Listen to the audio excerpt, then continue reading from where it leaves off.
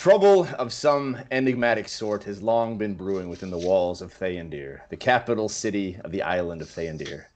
Over the course of the past several weeks, messengers from Theondir, under the auspices of Governor Tyrius, have covertly carved their way into the mainland of Terravyn, the territory of their hated enemy. The risk of such a venture has been great, but the reward promises to be even greater. 3 great adventurers of varied skill and disposition, but of equally mythic reputation, now have within their hands the secret summons. You now have within your hands the secret summons to make the journey to Theondir. A summons to receive a proposition regarding how their skills may be put to use in the service of Governor Tyrius. For these warriors, the promise of a great reward has been too intriguing to ignore. And as such, one by one, the adventurers have traveled great distances and arrived in the port city of Heraldheim. By the cover of night, they have each made their way to the docks and to the vessel that has been prepared under the order of Captain Barnard, the vessel that will smuggle them out of the continent and into territory unknown. But that... Spell that? Sorry. Barnard? Yeah. Captain Barnard. Bahnard. Captain Barnard. But that was yesterday. And this is today. Poof! With a loud bang, the heavy-laden door to the warehouse swings open in a violent arc. The sharp rays of the morning sun pierce their way through the dusty darkness. Standing in the doorway is a man of medium stature with weathered leather clothing and even more weathered skin. Stinking of rum and rotten fish, his bloodshot eyes erratically scan the darkness. "Greenshanks, you in here? It's me, the first mate to the Willow Weeper. Sun's up. It's time to move." In the furthest corner of the room, a dark figure slowly rises up from behind a wall of wooden crates. Grogil, please introduce yourself.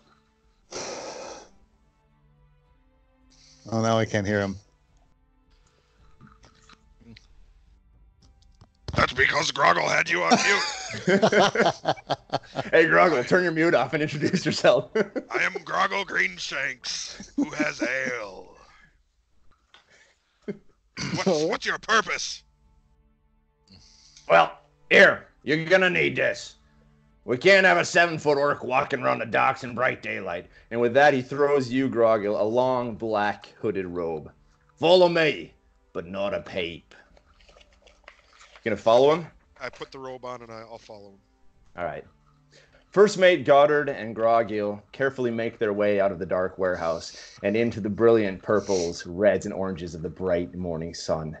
As you look around, you see what you missed in the blackness of the previous evening. A long waterfront with numerous worn wooden wharfs where several ships are docked and in the process of being loaded and unloaded with crates, barrels, and sacks of various goods. The sound of screaming seagulls grabs your attention as the smell of salt and fish ignites your nostrils with a sharp sting. Goddard shoots a quick glance to the left and to the right and alights with a determined gait. Veering to the left, he leads you rapidly through something of an alley made out of stacked crates. And halfway through the wooden corridor, he stops abruptly, raises his hand, and gestures towards a gap in the crates. "All right, it's time." Stepping forth from the shadows is another figure, also adorned with a long black robe. Slowly raising his head, he meets your gaze with his own blazing silver eyes. Bholen, introduce yourself. Well, first of all, who is this guy? Sorry. This is Goddard. He's the first mate of the Willow Weeper. And that's the ship that's going to take us to where we're summoned, Theondir. Exactly. That's going to get you to Theondir Island. I pull out my weapon. All right. Good call. You have no idea who this guy is. Right. So first my of morning all, star. I'm only like 5'8". I'm not super tall, but bronze skin, black hair, silver eyes, big, heavy, dark cloak. I want to roll a throw to identify his race. Yep, go for it. What would that be under? Intelligence? Yeah, go ahead. Take an intelligence check. Why not? So roll a d20 and add any intelligence modifiers you got there. Well, I got a minus. I rolled I got a 5. Is that after the modifier? Yeah. All right. Well, it's pretty hard to tell. I mean, his cloak is covering most of his body, and it's kind of covering his face. You can see his eyes a little bit, so you can't really get a good sense of that. Okay, I'm on guard then. I'm cautious. Goddard, who is this crazy man that dares to pull his weapon on me? Does he have any idea who I am? Does anybody have any idea who any of you are? We've got a summons here, gentlemen. We've got a mission, and he's with you. Well, first of all, I don't really understand this mission to begin with, and I'm not exactly trusting of you, Goddard. I'm here for the reward. I'm here for the adventure. I'm not here for this piece of shit. This piece of shit orc. I know what you've done. I take a step towards Bholen, whatever his name is. Listen up, lads. You think I'm in this because I love you? You think I'm in this because I love you? I'm in this because I want the money as well. And the longer you ladies sit here and discuss this, the longer it's going to take for us to get on the bloody ship and get on our way. What's my wisdom? You're pretty dumb. What does he look like? How tall are you? Like, what are you wearing? What do you look like? I am in chain armor, I think. I'm gonna back down. I'm gonna back off. I'm here for the reward too. Let's go. Well, we're in agreement then, are we? Yes. All right, come on, lads. We gotta move. Resuming his. Right, I'm gonna follow back. I'm definitely going to let you all go on first, but I'm gonna trail back at least a good 30 feet. Grogil's had so much ale, he's got to take his first pee for the night. God. We only had one at the bar. We're almost 40, It's the prostate starting to act up now. Right? Well, hopefully he doesn't have that leaky faucet, so. So you're backing off, Bholen? You're gonna step back? Yeah, I'm gonna wait till I'm going to follow slowly back, but I'm gonna wait till you get on the boat first. Okay, so we're kind of just slightly ahead of you. You're just kind of back in the recess in the crates a little bit, so you're gonna let us pass in front of you. I'll go first then. Goddard, are you gonna follow me, Grogil? Mute. Turn your. It's not muted. Can you hear me? Yep. Yeah, now we can. Okay, it wasn't muted. I'm gonna follow you because I don't know where we're going, but I got no problem being in the lead. I'm a fighter. All right. I like to fight. I'm good at it. So Goddard points you ahead and says, "Come on, lads! Now we gotta move. Head straight through here." And as you begin, he pushes you along with something of a rapid pace, and you turn out of the crate alley. You start heading. Is you hear me? Yep. Oh. Yep. Sorry, my. Shut off! I didn't hear any of that. Oh, there you go. Okay. So Grogil starts pushing forward at a pretty good pace with Goddard right behind him, pushing him on. They turn out of the crate alley and start heading directly towards a massive triple-mast ship docked in the center wharf with the name Willow Weeper painted in bright white across the hull. Willow Weeper. And suddenly, in mid-stride, Goddard freezes. Oh, bloody hell. What are they doing here at this time of the morning?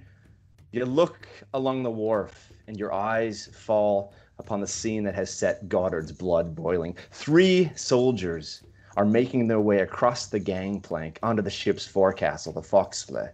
The soldier in the lead is adorned in slightly better armor with a bright red insignia comprised of a flourished letter A, and as such you suspect that he is the captain of the guard. Oh, bloody Alden allegiance, Goddard mutters to himself. He turns sharply to you, both of you. Hide yourselves here and wait. I'll see if I can take care of this. And with haste, he runs across the dock to the side of the Willow Weeper and begins to climb the gangplank into the Foxfle. In the gun deck directly below, a small figure hidden among the cannons is abruptly awoken from a deep sleep. Traego, please introduce yourself. I step forward, smile and bow and say, Traego Tanglewood at your service.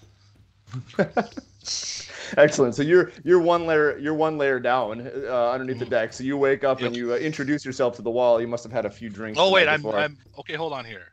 I'm in the ship. You're in the ship. Yeah, you're down in the gun deck. Oh, so I thought underneath. okay. All right. Well, then I'm just gonna hang out there. Just gonna hang out there. Okay. Yeah, wake for up. right now. You're a little groggy up. after your sleep. We Yeah. can see him though. We know he's there. No, you actually don't know he's there yet. Okay. So But he's can I see him hidden. through like the? Can I see him through like a porthole or anything? You can see if you look up through the creaky, cracked wood, you can see that there's some movement coming across the flank here, the gangplank. I'm gonna move to like where the entrance down is and just kind of like make myself unseen. Excellent. So there's a little stairway heading down Yep. from up above that comes down into the gun deck, and there's a little you can hide behind that stairway in the shadows there. That's where I'm gonna hide. All right. The footsteps come to a halt on the ship as you Traego, you strain your ears to hear the conversation above, and Goddard finally makes his way up. Good day, sirs. We wasn't expecting you so early in the morning. What can I help you with? And the captain of the guard turns with a stone-cold expression. Yes, your cooperation would be much appreciated. You see, we have recently had some problems with, what should I say, unauthorized goods coming in and out of this port. And as such, we've unfortunately been forced to increase our customs checks. Are you the captain of this vessel? No, but I'm the first mate. I speak for the captain. Fine. Well, I'll need to see the ship's ledger and records while my men take a quick look at the ship's stores. Of course. As Goddard quickly heads off to the captain's quarters in order to fetch the ship's books, the two soldiers begin to descend the creaky stairs leading from the forecastle down to the gun deck and eventually the ship's stores. With each step, they come closer and closer to the hidden halfling crouching behind the stairs. So where am I in this whole? Back up. What is the foxley? The foxley is it's the name for the forecastle. It's the What's the forecastle? there. The forecastle's right up here. It's the front of the ship. Okay. So here's the gun. So here's the gangplank leading over here to the forecastle, and here's the stairs. Can you put the minis where absolutely? Yeah, absolutely. So you are Traego. You're hidden there underneath the stairs. Yep. And Bholen, you are actually gonna be hidden back here behind the crates. And we just came across here as well with Grogil. So you guys are just. Hey, I gotta yell at my kids. Well, so and then where? And so the soldiers are on the. Sorry. Yeah, absolutely. Sorry. So here we have the captain of the guard, and the two soldiers now are actually heading this way. They're heading down the stairs, single file actually, because it's not going to be wide enough. And the captain is up here. Actually, Can I move maybe right behind the the crates right by the deck there? You want to move before the deck? Let's see, over this like direction? on the dock. Right here? The dock. Yeah, right up there. Can I move right there and just kind of watch from the dock? Can. From the dock. Go ahead and give me a stealth check, actually. Okay. Under your abilities, roll me a d20. Stealth.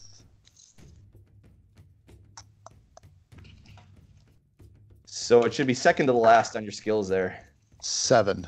A 7. Hold on, I gotta roll. It's just a straight up D20 just falls in the water. Plus my stealth modifier, right? Yeah. Your roll plus your stealth modifier. Yeah, 7. Oh, great! Here we go. Oh man. The first attempt. All right, a 7. So, Well, I see him tripping over himself, and I follow him. Wait, where's Grogil? So as you come running out here, unfortunately, as you get about halfway here, you hit an old plank that's cracked, and your foot goes right through, and you just tumble face first onto the wood, and there's a loud noise, and the two soldiers over here, they're like, oh, what was that? And they turn around here to take a look, and they see. Oh, you yes, lying, it looks like on this. The platform. This dock definitely needs to be repaired. There's a couple planks over here that I noticed. We need to repair these right away. Give me a deception check here. Man, I don't know. Did you hear me say I was following him? Yeah, here, I'll move you in a second. Give me a deception check. 13. 13. All right, let me roll something here. Okay, 13. So the soldiers look a little confused, and they say, well, get along then. We got stuff we gotta do here. We don't need all your advice here. Get along. I'll start inspecting the crates that I'm right Okay. By. So you're inspecting the crates. Make sure Grogil, they look intact. Grogil, are you going to be trying to come move up stealthily, or are you trying to just run out? I just ran up because I was worried that they saw him. Okay. I got a feeling they're going to make me do an intelligence check now to figure out what he's doing. All right. Oh wait, wait, wasn't Grogil going on the ship in front of Goddard? No, that's Chad. Grogil's over here. Yeah, this is Chad's on the ship. Traego's hidden down here. Yeah. But weren't you and Goddard walking on the ship when you saw the? Oh, I should put Goddard out there. You were in front of him, weren't you? No, I was following him. So here, Goddard's on the ship right now talking to the captain. We'll put him there. And so you're going to move out here? Yeah. Grogil? Okay. And so as you come running out, after, first of all, you see that Bholen trips and you start running out, and he begins to convince them that they're here to fix things. And they also hear you coming, and both of them turn to look at you. Hi. What are you doing here? I'm with him. And I point to Bholen. All right, take a deception check as well. All right. I'm gonna jump in the river. I'm jumping in the lake. Okay. Really? This is going off the rails already. So which direction? You heading this way? Yep, that way. Okay, so I'm gonna just wade. I'm just wade under the dock. You're gonna wade under the dock. Okay. Yep. So the soldiers hear this, see this. They're directed at Grogil, and then they hear a splash, and they turn around and look, and they assume that you were still working on these crates here. So they leave you alone, but they assume there's some sort of fish going on. They turn back. They turn back. Can you swim? Yeah, Are you sure? Yeah. I'm pretty sure I can swim. Yeah. Okay, man, I got a question. I got a couple questions for you, man. Yeah, shoot, Jet. How long does it take for me to get my disguise kit going? That'll take you probably a good 5 to 10 minutes. Okay. You're a little stressed right now. You could probably pull it off in a good 4 or 5, but it would look pretty crappy. All right. Do I'm obviously I look like a thief right now, right? Yeah, you got this rogue looking going on. Yeah, you got this thief, a robe, and you got Can I quickly take my robe off, or my cloak and everything, and just kind of go as a nobleman, or that's all part of the disguise kit? Yeah, you can go for it. I'd say go for it. I'm gonna try to put get disguised up here as quickly as I can. All right, you've got some in your disguise kit. We'll say you've got some insignias and stuff you could put on you to make you look like you're a bit fancier. Yeah, I have a signet ring. Is what I'm thinking. I want to put that on. Okay, you slip your signet ring on. Yep, and you throw your robe off, and we'll say, while this is happening, you've got about 2 or 3 minutes, given the splash and the discussion here about fixing the crate. So we'll say you've had enough time to get yourself prepared. Yeah. Okay. I'm gonna walk up because the two guards are walking down, correct? Yeah, one of them has started down the stairway, and the other one's right behind. Yeah. Okay. I'm gonna come around the corner and start walking up and smile at the two guards and bow to them and say, "Gentlemen, can I ask what the meaning of this is?" Excellent. Take a deception check too. My deception check was 9. Was it 9? Okay. Yeah. We'll get to that in a second. Well, we'll my say God, this. We'll say this. Right when they're in the middle of talking to you, I mean, these guards are getting confused now because things happening all around. There's a massive fish that just jumped out in the water. You just ran up after the guy repairing the crates tripped and fell, and now they suddenly have this guy walking up the stairs. So they turn back to him, and they address him. And go ahead and take a deception check there. Deception? Traego. Yeah, you are. That's I don't about like five down. Yeah. You're probably really good deception. So a quick rules question, Matt, if I can Yep. interrupt just for a second. So on these checks, are you rolling too? What are the rules in 5th edition, or do you have predetermined? You go against the guard's perception or intelligence? It depends on what it is, but I can set a difficulty class, a DC for it. And these guys are pretty stupid, so the DC is pretty high as far as deceiving them. Okay, got it. Yep.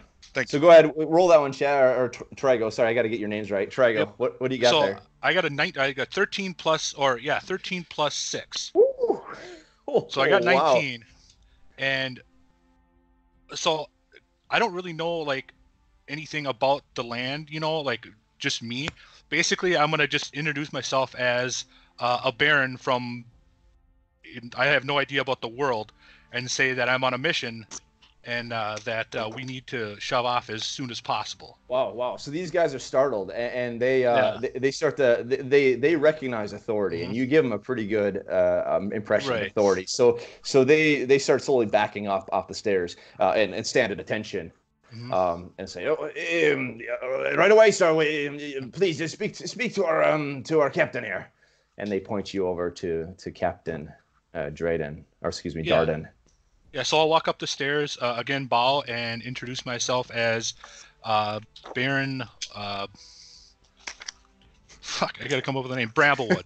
Baron Bramblewood. Baron, all right, let me write this down. Baron Bramblewood. Baron Bramblewood. Okay. So you introduce yourself. What do you say to him? The guard is a little confused now when he sees you, this little figure walk out of the stairwell. The captain of the guard. I'll present my signet ring and bow and say that I have chartered a ship to take me on a quest, a trading quest, and we are behind schedule already, and it's time for us to leave, and ask if there's anything I can do to expedite their search. Yes, indeed. Is it Baron Bramble, would you say? That's correct. You are a baron of which territory, may I ask? Do I have to come up with a name? Because I don't know the southern provinces. I don't know. Give it a try. You're rolling well on deception here. Go ahead. I'm a baron of the southern provinces. Indeed, a baron of the southern provinces. Indeed. Go ahead and give me a deception check on that. Natural 19. Whoa, nice. Plus 6. That's gonna save our asses, Tim. Too small. I have no idea what's going on right now. I'm trying to fix. I'm under the dock. Yeah, it's 6 plus 6, so 25. Wow, awesome. So Darden, the captain of the guard, he sort of backs off and says, "Indeed, Baron Bramblewood, certainly. I would hate to inconvenience you in your journeys, but I hope that as a man of high class, you understand that we do have duties, and there are, of course, many goods that have been passing back and forth between these ports that have not been, shall we say, acceptable to our territory." Right. Do we have gold on us? You guys should have 10 gold apiece or something? Do I bribe this guy? I put my mace away, or my Morning Star. Yeah, you're still. Who's the nominal leader of the town? Who would be this guy's ultimate boss? Okay, so he. Let me see here. He would be. Let's see. He would look to the mayor of Heraldheim, who would be Mayor Trindat. He's been mayor here for a couple months. There's been a recent election, so he's fairly new, and it's part of his new election that he's been out to try and prove that he's a good leader by trying to crack down on these illicit goods coming in and out of the ports. So Mayor Trindat has been, fairly new. Okay, and I, as Traego, I would know this, right? We'll say you would know that as coming into the town. You've been in enough bars and enough pubs. You picked up enough of the local news, the local election. You've understood at least what's going on there. Yeah, I'm going to tell him that I understand, and that once my business is concluded here, I will definitely put a good word in with you, with Mayor Trindad, about the legal service that you have been providing him. Indeed, that would be most excellent. I just got Bill and Ted's adventure. Right. That's all I got here. He says, of course, Baron Bramblewood, if you would not mind, my men will just quickly check the stores and we will let you be on your way. Yep. Yeah, I'll nod and they'll say, of course, and kind of back off and let them go through. All right, so you back off. These two guys go running down the stairs, and they're going to go check the stores. And after a couple of minutes, Goddard returns running as quickly as he can. He's a bit flustered. He's got the ship's logs and the papers. And Captain Darden sets them down over here on the forecastle on a table, and he starts to peruse them rapidly. And after probably about 3 or 4 minutes, the guards eventually come back. Is there anything you want to do between that time? I want to get on the boat. All right, so you're going to head on the boat? Yep. Or actually, hold on, Matt. Yep. I'm gonna ask Bholen if he wants me to lift him out of the water. Did he see me jump in the water? No, they just heard the splash, but they didn't see you fall in. No, but did I? Oh, did you? Yeah, I did. Yeah, I think you did. You were chasing after him, and so then I'm gonna tell Bholen. Things seem to be working out. Let me help you back up. I'm sorry. Who are you? No. All right, I'm fine right here. All right, I get on the boat. There's a bunch of shit going on. I'm good here. How do you say the F word in common in Dungeons and Dragons? Same way you would in English, man. No, I'm not going to say anything. I'm going to get on the boat, and I'm going to stand at the top of the stairs. Okay. Or near the top of the stairs. So you head down here as well. The guard. I put my morning star away. I don't want to appear, aggressive. Too aggressive. Perfect. So the captain of the guard, I mean, he's pretty busy looking at the logs right now, so he's hardly notices you come in, but he looks over and he recognizes that you're probably one of the people who was out there fixing crates, so he doesn't really think much of you. So Grogil is not very smart, and I feel like I should take a check that I take the opportunity to just kill him. Because Grogil. Yes. I mean, he's pretty stupid. So. Oh goodness. Let's try this. Do you want me to roll something for you here to see if your stupidity takes over? You go ahead and do that. Yeah. All right. Stupidity. Let me see here. Let me see if I can figure this out. All right, we'll make this Take your time, Matt. There's no rush. We'll make this moderate. We'll make it a moderate DC here. Okay. No, I rolled a 7, so you're fine. You're okay. Oh wait, no, that's the opposite. Wait, I should. Yeah. Sorry. I didn't even make it a 5. I'll tell you what. We'll make it a 10, and you roll it. Okay. D20, right? Yeah. Yeah. So what modifier am I using here? Let's go for wisdom again. Okay, so it's got passive wisdom perception 11. -1 is my modifier. Hey, one other quick rules question. Yeah. On the character sheet, some of them have dots in them. Is that because that your proficiency bonus applies then to that too? Yeah, so if those are filled in, that means that you're proficient in those. So if you look, for example, acrobatics on the top there, if that's filled in, I have your sheet here. Yours is filled in. You have a +3 on acrobatics, so that's a dexterity test, but you have special proficiency in acrobatics. So it would be a +5 then. So you would add +3 to your dexterity roll. So you'd roll on a d20 and then you add +3 if I asked you to take an acrobatics test. Oh, okay. So that it's just indicating that it's proficient. You already it includes the proficiency modifier already. Yeah, exactly. So everything in that column there next to acrobatics, animal handling, arcana, you can just add those. You have -2 on arcana. So I got -1 to wisdom, and you're making me at a 10. Yeah, roll a d20 here. 17. I'm gonna so 16. I'm gonna climb 17. back up. Okay, so you pass it and you overcome your basic carnal urge to hit this guy in the face with your mace, Okay. and you leave it there. And Bholen, what are you doing?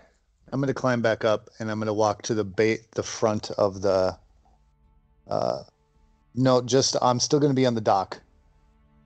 But Right there by the gang. I'm just gonna sit there. Okay. Yep. Cool. All right. So the two soldiers are coming back now. That's been about 3-4 minutes. They've had enough time to get downstairs and take a look.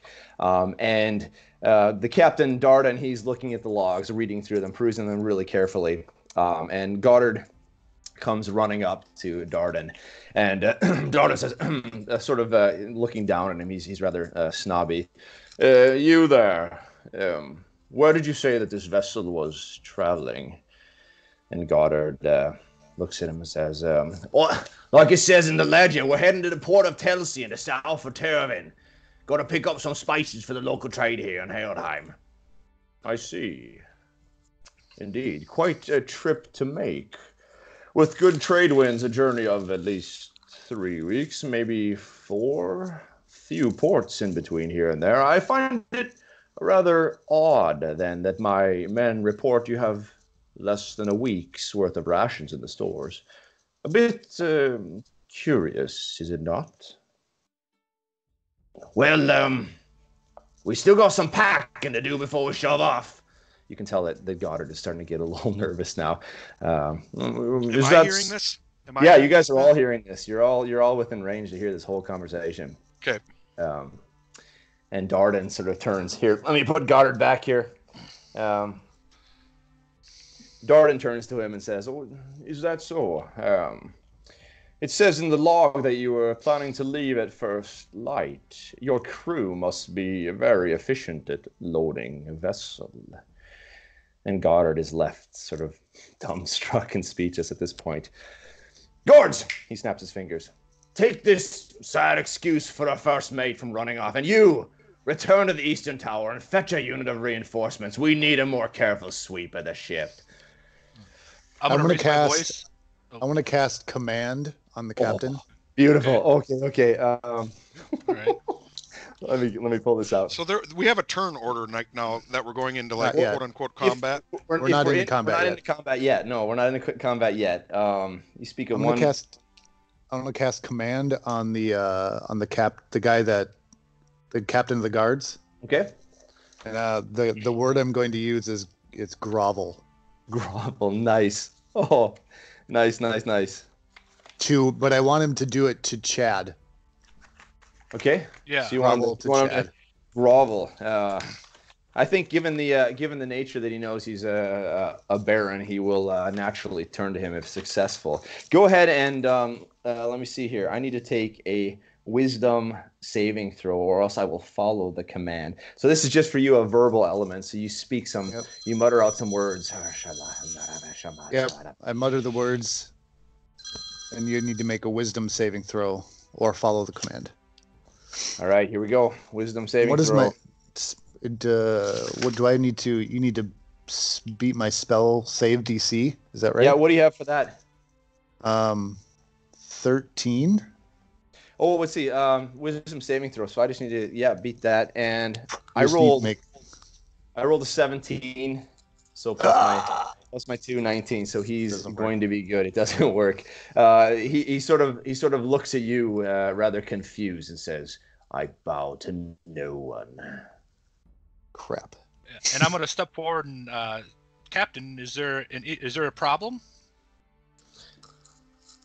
And the captain of the guard turns to you and says, "Indeed, I would assume that there's an inconsistency here in the logs of the book, the books of the ship and the stores, and we need to do a bit more of a sweep. If that is indeed true that you are heading out on a 3 to 4 week journey, shall I say, Baron Bramblewood?"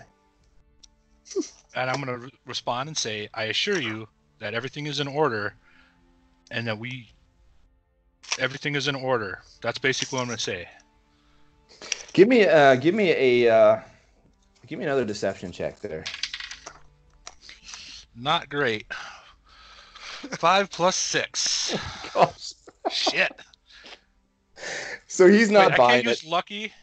I take my Morning Star out and swing at him. No, that's only on ones. Son of a bitch. So he's not buying it. At this point, no. No, one of we the can guards bribe him. starts to take off, and he notices that something is up now, and he can see the intensity in his captain's look. So this guy starts to take off down the dock. Okay. Whereas the captain turns towards you, Grogil, along with the other soldier. So this guy's taking off down the dock right here. Are weapons out yet? He's going to get reinforcements, though, right? He's going to get reinforcements from the tower on the edge. I'm going to pull out my short bow and take a shot at him. All right. Let's go ahead and enter combat, gentlemen. Yeah. Oh, God.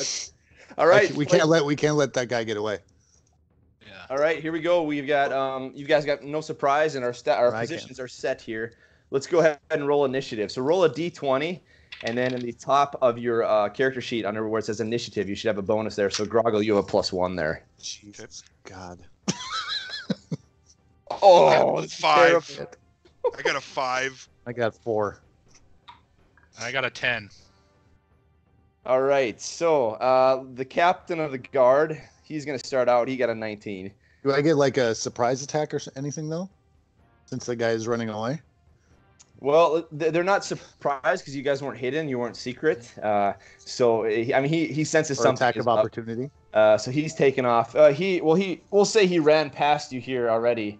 So you could, if you want, you could try to take a swipe at him when he runs past you on the dock instead of shooting him. Well, he's already passed me, though. I'd like to... I'll take it.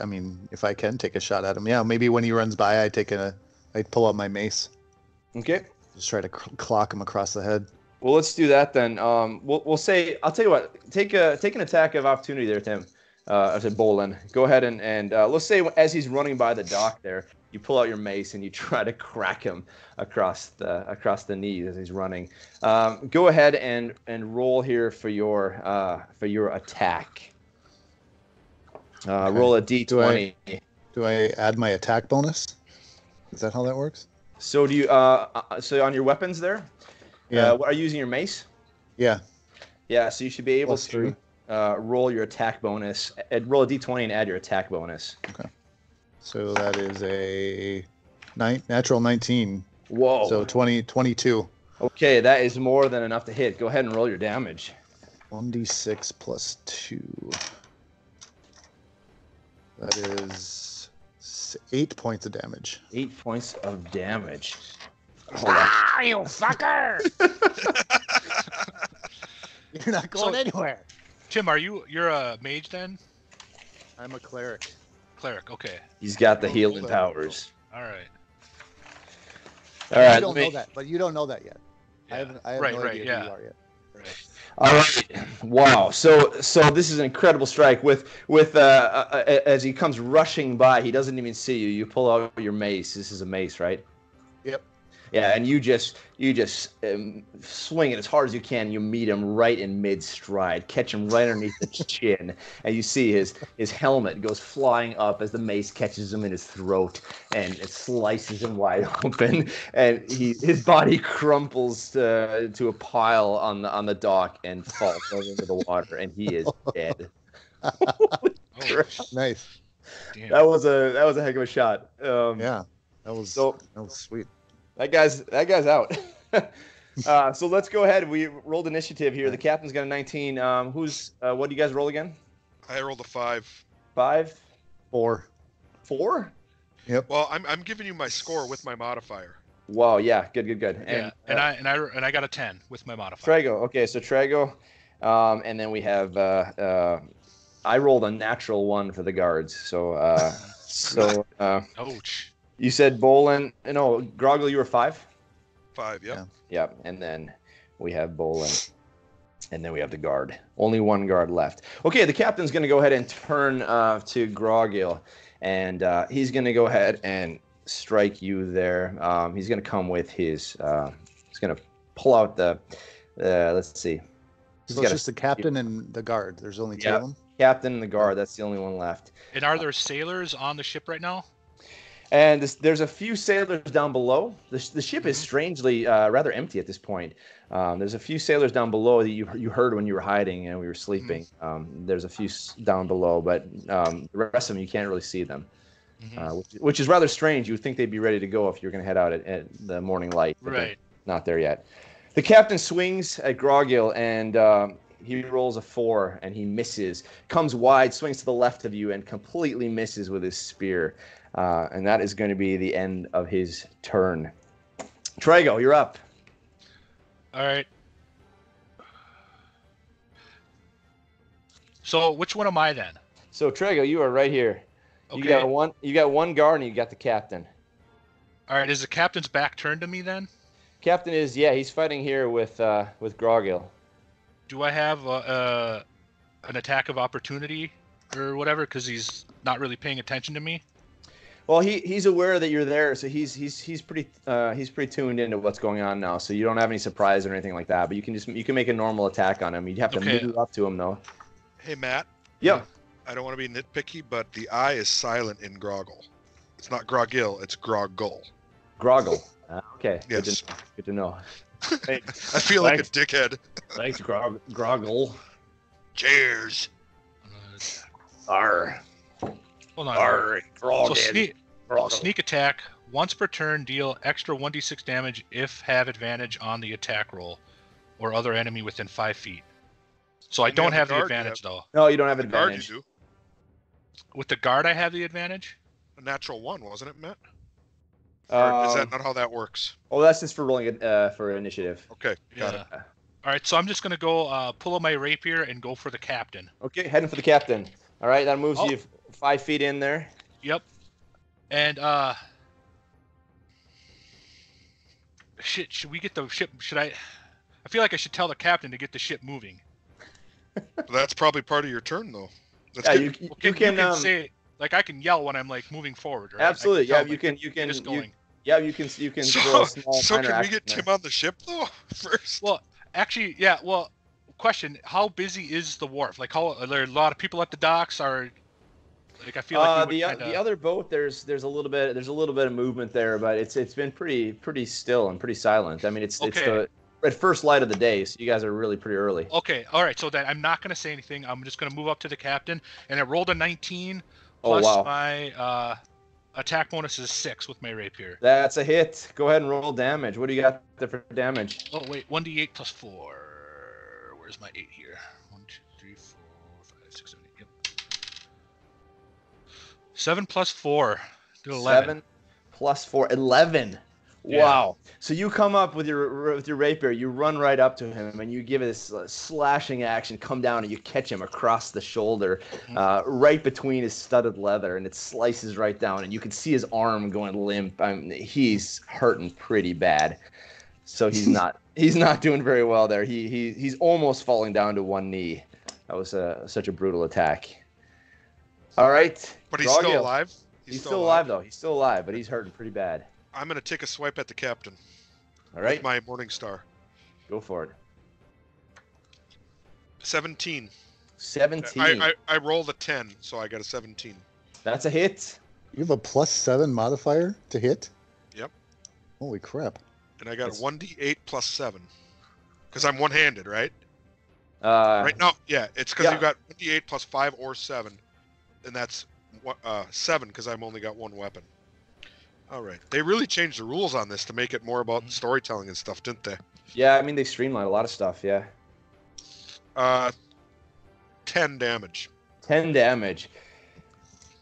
All right, so you come slicing up as the captain is almost on his knees, and you come down with your weapon, and you catch him in the back of the head. He falls forward, face flat down onto the dock, and he starts bleeding out, and the water around the side of the ship, as you can see, the water, his blood is flowing off the edge of the ship and dripping into the water. You got a pool of blood there. He's gone.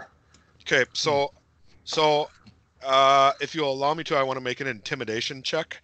I want to put my Morning Star in the air and yell, Grogil! So you finish up your attack by turning and yelling, Grogil! And the other guy, the other guard is terrified by this. And he's you can tell he's getting ready to bolt. But we still have Bholen, who has the ability here to attack. Go ahead, Bholen. Yeah, it's my turn. Yep. All right. Since I don't know any of you from anybody, and for all I know, you are all going to try and kill me or turn me in. I am going to cast... Hold on. You're a prick. I'm going to cast Burning Hands. Oh, nice. So you need to speak some words, and you need a bit of action here. So I wave my hands, put my thumbs in, and spread my fingers, and I shoot a 15-foot... A flame comes out of my hands. But even that 15-foot cone has to... Yeah, each creature in a 15-foot cone must take a dexterity saving throw. Take 3d6 on a failed save, or half as much. So I need to take a dexterity saving throw. All right. Let me go ahead and roll this off. Oh, that's a natural 2. So he takes full damage. Go ahead and roll a 3d6 damage. 3d6. This is so everybody needs to take. Everybody needs to. Everyone who's within the cone. The 15-foot cone. Yeah. Well, are we all in the Wait, cone? oh, this is true. This is true. Here, let me show you what's going on here. Here's our cone. 15-foot cone. So we got. Well, you're right here, Bholen. 5, 10, 15. Uh-oh. Wait a minute. 5, 10. Natural 1. 15. Oh no. You're actually. I don't think you're going to get to the guard. Can I move up first? You can move up. You can move up cast first. It? Yeah. You can do that. We'll say you did that. Just How like far do you want to move up? halfway on the deck. You want to move like Or on 15 on the gangplank? yeah. We'll move you right there. Yeah, well, all right, so you're gonna hit. Oh, Captain is dead. You're gonna hit everybody. So Grogil, you need to take a dexterity check. You did? No, I haven't yet. You haven't yet. Okay. You need to take a dexterity check, Tim. You're gonna kill the rest of your guys. 10. I have no idea who these fuckers are, and all right, so I take am a not dexterity going to get captured. You got a 10? Yeah, that's modified. So just so we're all clear, right? When we give a number, that's our modified. That's how we're going to do this, right? You take your roll and then you add to it, right? Yeah. Uh-oh, I feel like I'm taking damage. So the dexterity modifier needs to beat my spellcasting DC. Exactly. Yeah. What do you got there for your spell? So my spell save DC is how does that work? Spell casting ability, spell He's attack got a roll, bonus. doesn't he have to? No, we got I suppose it depends on the spell, huh? Spell So I'm save casting the DC spell. is plus 13 there. Yeah. Hmm. So that means everybody needs to roll better than a 13. Yeah, on your dexterity save. If I'm understanding it right. And And me, if me but- too. and I'm if in the they cone. fail- Yes, you're in the cone Yeah, too and there. if they fail, They if they succeed, they take half damage. Half damage, right? Right? 9 plus 6, so I succeeded. All You right, succeed. so Traego is able to sort of jump out of the way. I haven't rolled of- damage. I got to roll damage. Ooh. That's 13. 13 points of damage. So Grogil, Grogil falls unconscious. That She drops him fucking down. killed me, you son of a bitch. Well, he's a what cleric. about the guard? He's a cleric. So and the guard rolled a 2. So how much damage did you do there? 13. Okay, 13. So the flames come and engulf him. Go ahead, Tim. I mean, you can describe what happens when the Yeah, spell. so, the spell so leaves your hands. I wave my hands, I pull my thumbs in, spread my fingers, and the flame just shoots out into the ship. And I want to burn the guard's face right off. He's just going to melt like Indiana Jones in the Temple of Doom style. So the guard see this flame coming, and he tries to jump out of the way, but he gets burned down by his armor, falls down to his knees, and just as Traego leaps out of the way, the flames engulf him, and you can hear him scream as he begins to cook inside of his armor. Unfortunately, Grogil also took the blunt of the flames, and he flies backwards onto his back, unconscious now.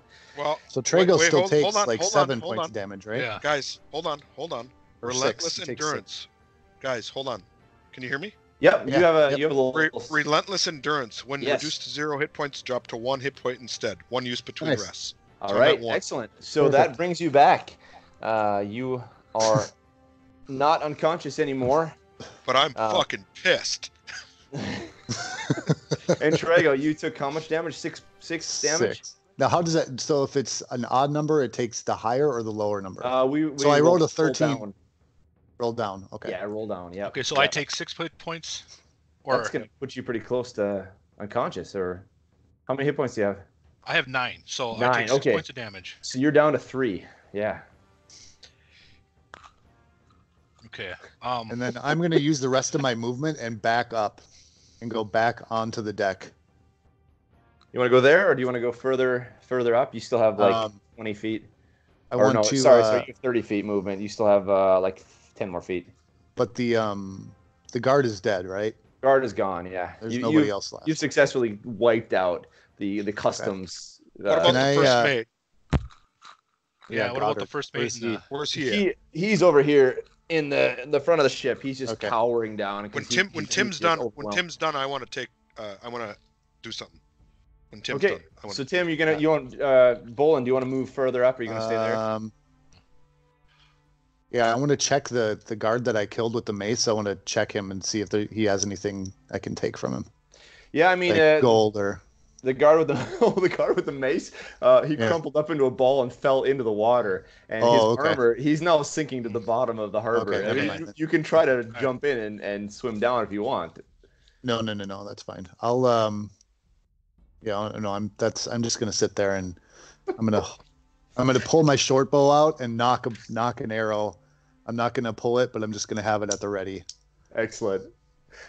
Wow. So Traego, you're down to 3. You're still doing okay. You're hurting pretty bad, Grogil. Yeah. You're at 1. Yeah, I'm gonna limp over to the captain or the first mate, and I'm gonna grab him, and I want to do an intimidation check. You better start talking now, buddy. Okay, go ahead and roll me a d20 there. Add your intimidation. Oh, natural 19. So plus 22. Wow. Yeah. So he was already crouching down, hidden in the front of the ship when all this stuff happened. He's terrified. So he's shaking in his boots when you come over, and he says, "What do you want to know from me?" I want to know what the purpose is. Why we're being summoned to Theondir. You think I know bloody what I'm in it for the money. I got no idea what you're doing. I'm just here to get you to Theondir. If I get you there, I get my money. I throw him towards the steps. I just kind of like toss him. Not to damage him or anything. And he falls and takes a couple let's see. Hold on. He actually falls. While you're doing that, takes 3 hit points, 3 damage from that. Is he dead? So I want to yell from the dock. I want to yell from the dock. Goddard, what the fuck is going on? Who are these people? Goddard sort of raises himself up he's pretty hurt after that throw. He says, "I don't know. I don't know what they were doing so early in the morning. We've been checking these docks for the past 2 weeks to make sure that nobody comes, but they had a surprise check so early in the morning.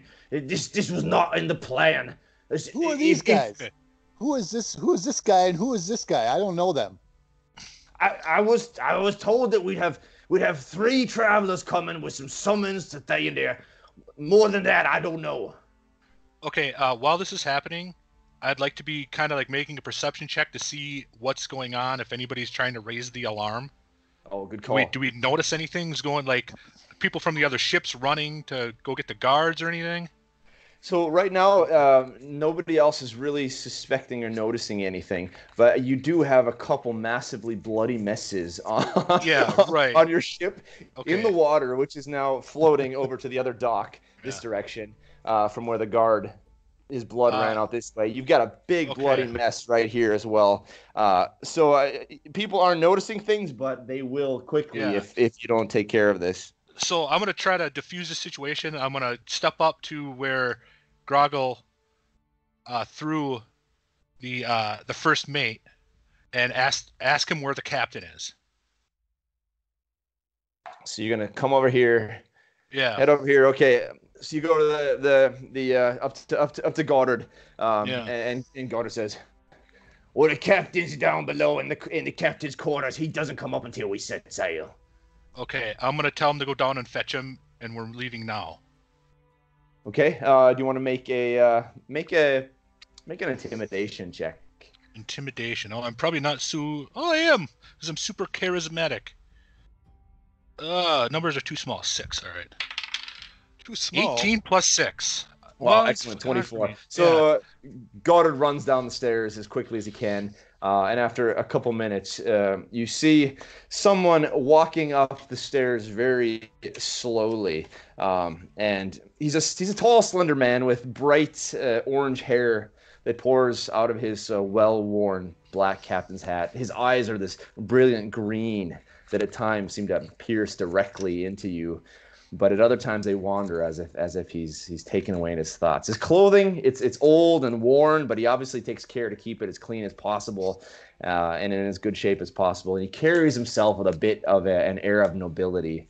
He's stern and disciplined, and you can tell, though, there might be hints of kindness in him. But it seems like he's still a man who gives a sense that he's not meant to be crossed.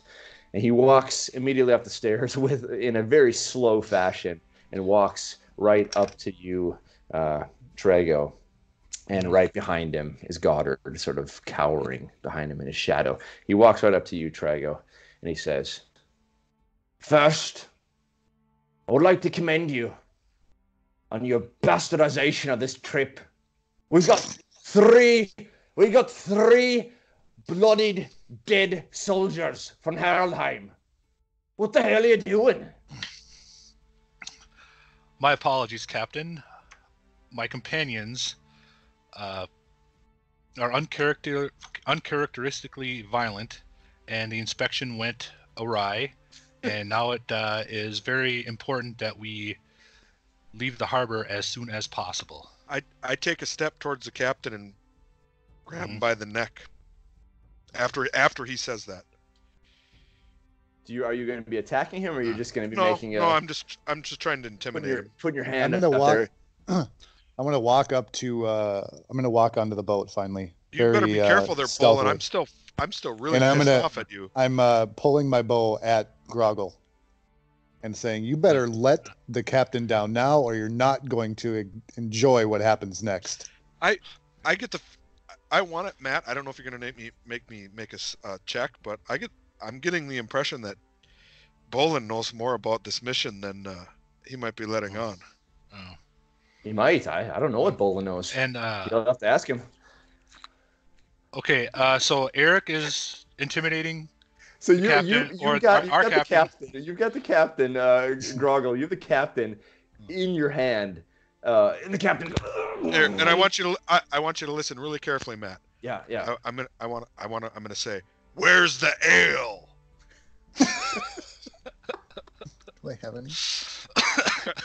And you guys don't know my backstory. And Bholen's got an arrow notched, right? Bholen, you're not. I have a notch. I have an arrow knocked at Grogil. Right at Grogil's head. Yeah. I wanna. Okay. I know, like, as my character, he knows that you're a half orc, right? Yeah, everybody knows I'm a half orc. I know that. I don't. Right? Well, yeah. Okay. Well, I mean, so, that should be common knowledge. I'm gonna. Grogil looks. He has some orcish features to him. Yeah. I'm gonna say now, my orcish friend, no more violence is needed. We'll be making our way shortly. Put him down. The captain is. It'd be best to listen to your friend. Yeah, I'll let him down. I don't know how this whole me being stupid works, because I want to play that. Do I have to make a check, or that really wouldn't be that, would it? Or does Chad have to make a you have to decide. You can decide if you want to be stupid. Yeah, I guess. I'll drop him. Put him down. Okay. I put him down. I'll put my bow down. So you put your bow down. Yeah. Listen, everybody. I'm taking into account that I'm dead. Almost dead. Maybe we all just need to take a step back and relax a little bit. Goddard, Captain Barnard, it is a pleasure to meet you. I'm more than happy to accompany you on your journey, and I'm very excited to learn what is about to happen. On the other hand, you royally fucked this up for me and for everyone on this ship. These guards never should have been here. And I'm second guessing you and this whole operation. So you better make it very clear that this will never happen again, or I am out. And Barnard, he's not so easily swayed and intimidated. He takes a step closer to you, Bholen. I take a step closer to him. And I take a step closer to him, too. He puffs his chest up, and he looks you directly in your bright, blazing silver eyes.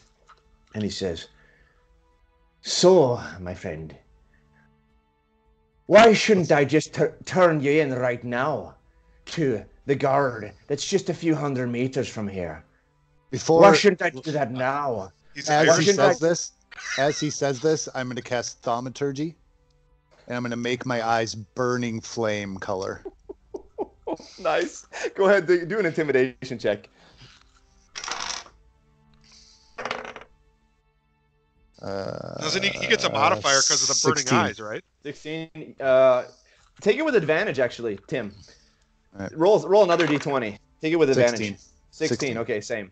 Yeah, I mean that's good enough to intimidate. He backs off. So I'm going to turn my eyes into a flame, make flames almost seem like they're coming out, and to say this is exactly why you should not cross me. And he steps back. I mean, yeah, the thaumaturgy trick with the eyes spooks him out a bit. He's not really accustomed to seeing magic so close. He backs off and he says, "Very well. I guess we'll sail then. You can't sail a ship yourself. You'll need a crew. We can't come back to this bloody port. Not with all this blood on the port." It's very true. So he turns to Goddard and he says, "First mate, you take over. I'm going back down to my quarters." He turns around and heads down the stairs. And Goddard is standing there, left on the deck with the three of you, looking terrified. You look down and you see a bit of a spot around his trousers. He had actually peed himself a little bit in the last combat, and he was he doesn't quite know what to do, but he's really scared. But you hear the captain as he steps down the stairs say, "All right, fire up," and he walks away. And Goddard goes right over to the main mast, and hanging on the main mast, there's a large brass bell. And he starts to ring the bell violently as he can. And you hear this ding, ding, ding, ding, ding, ding, ding, ding, ding, ding sound. And it's as if the ship sort of springs to life. Suddenly, crew members who were down below, sitting quietly listening to all this happen, come running up the stairs. You see crew members coming out of the warehouse area, coming out of some of the local establishments. A few of them are stumbling out on the docks after being up all night long and going through a crazy revelry drinking party. And they sort of stumble their way over to the ship, and everyone begins to load onto the ship. And before you know it, the ship is being prepared for the journey. What are you guys going to do during the preparation time? Do you want to stay in the center? Do you want to help out, or do you want to? I need to rest. I'm gonna kind of approach these two, and gentlemen, I think we need to talk, and kind of pull them away for out of the way. I don't know if we want to go down. Which gentlemen? Us? Me and Eric? You two. Yeah, okay. You, Tim and Eric. I want to pull them away and be like, we need to talk. Guys, I'm almost dead. I need to lay down. Yeah. Did the captain not fall off? Did the captain fall off the ship? Or is he just dead? Yeah, no, he's lying on the edge of the ship here. Oh, yeah. I want to search the captain. We need to take care of him. Good call. Yeah, search the captain. Yeah. What does he have on him? You search him. He's got the spear laying next to him that he had. It's pretty worthless at this point. It's been nicked and hurt. But he does have a pouch, a royal pouch with the same A insignia from the Elden Allegiance on it, and it's full with a decent amount of coin. He's got 54 gold coins on him. If you guys are interested in splitting him up, sharing it, that's up to you guys. I'm going to take it all. All right, take it and you throw it in.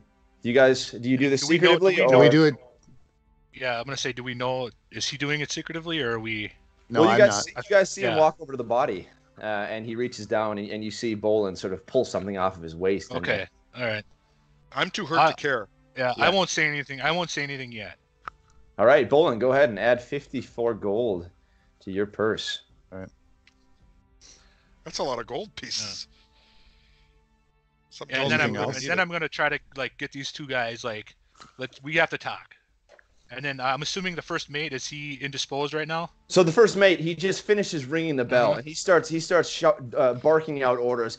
You men over there to the quarter deck, you on the mizzen, 3 of you to the mainmast, 2 to the foremast. We need a couple up in the crow's nest. The bowsprit needs to be focused out. The forecastle needs to have more men up there in the front. The figurehead needs to come around. Get to busy. Get working, lads. Get working, lads. He's just barking out orders left and right, and people are running like crazy. I mean, these are well-seasoned sailors. They know what to do. But Goddard is still sort of relishing the moment that finally, after being incredibly afraid, he now has a bit of a position of authority, and he's charging out some orders here. Okay, I'm going to kind of make myself out of the way until he kind of has a moment where he's done making his orders and doing it. He's just kind of standing around. Then I'm going to approach him when he's not super busy. All right, so the crew is frantically moving while Goddard's barking his orders out. The sail is raised on the foremast, and instantly it's filled with a breeze coming down through the harbor here in Heraldheim. And ropes are pulled up, the anchor's hoisted, and Goddard runs back to the quarterdeck in the back of the ship, where he takes control of the rudder. And the ship begins to head out of the harbor. And when the hull of the ship finally clears the last water break, Goddard barks out another order. And the sails on both the main mast and the mizzen, which is slightly behind the main mast, are raised and released, and a burst of energy is felt as the ship lurches with great speed and force into the open water. And you are now clearing Heraldheim port. Goddard, where are we going? Yeah, so I want to get these guys all together so we can have a little bit of a sit down. Do you two, maybe we should go to the back of the ship and have a little chat with Goddard and get everything straightened out. So can we go on pause for 2 minutes for a potty break? Yep. Let's take a short break. Go pee break. I'm going to pour me another one. Oh my God, is it almost 2:30 already? Yeah, I know. We just got on the pause boat. On the recording? It took us an hour and a half to get on the boat. I can keep it going. Okay, whatever. Yeah, let's keep it going. Might as well. 5-minute pee break. Yep. All right.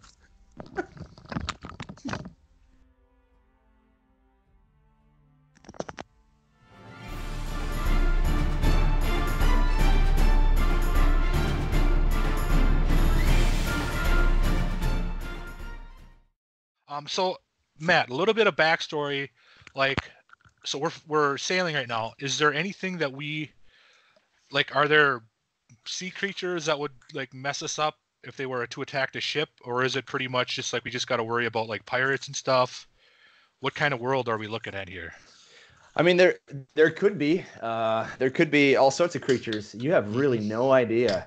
Okay. For most of you, especially for most of you guys, you traveled pretty far across the continent to get to this port city, and this is already pretty unfamiliar territory for you. And now you're going into a sea that none of you have been on before, and you have no idea. You really know nothing about Theondir. You do know this, that there is potential for some magical creatures.